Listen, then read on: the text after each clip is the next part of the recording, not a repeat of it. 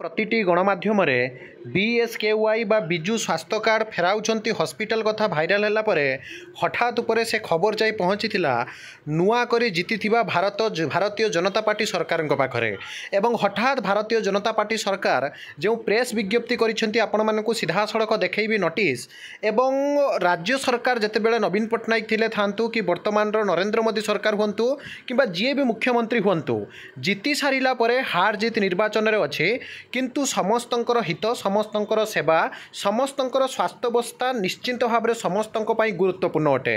मुझे देखी विजु स्वास्थ्य कार्ड को नहीं बहुत असुविधार शिकार होती साधारण जनता माने हॉस्पिटल रे जहाँकि से विजु स्वास्थ्य कार्ड को ग्रहण न करिबा परे हठात उपरे वर्तमान समय आपणकर नोटिस टी जारी कर भारतीय जनता पार्टी तरफ तेबे देखंतु भारतीय जनता पार्टी बा बीजेपी ओडिशा तरफ जो बीएसकेवाई कार्ड बंद ना स्वास्थ्य सेवार अवहेला एक सामाजिक और वैधानिक अपराध बोली मनमोहन सामल कहते।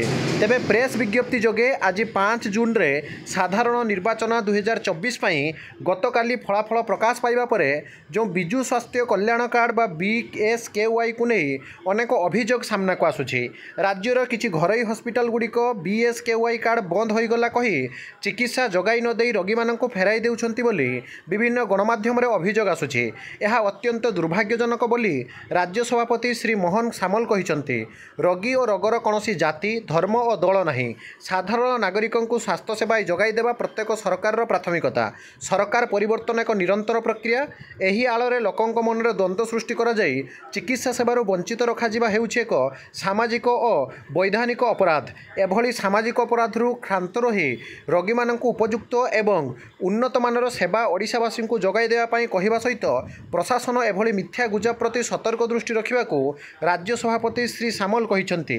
बीजेपी मीडिया सेल तरफ ए प्रेस विज्ञप्ति प्रकाश पाई तेबे निश्चिंत भाव में जो सरकार जितंतु बा जो सरकार हारंतु स्वास्थ्य सेवा सरकारंकर जहाँकि जगाई देवा साधारण जनता प्रति कर्तव्य तेणु हॉस्पिटल कर्तृपक्ष गुरुत्व सहकार ग्रहण करंतु एवं एभली प्रेस विज्ञप्ति को समस्ते तारीफ करिसेंती। आपण माने निश्चिंत रूप से कमेंट करंतु। एक नया वीडियो सहित पुणी थे आपण मानक पाखକୁ आसिबी बंदे उत्कल जननी।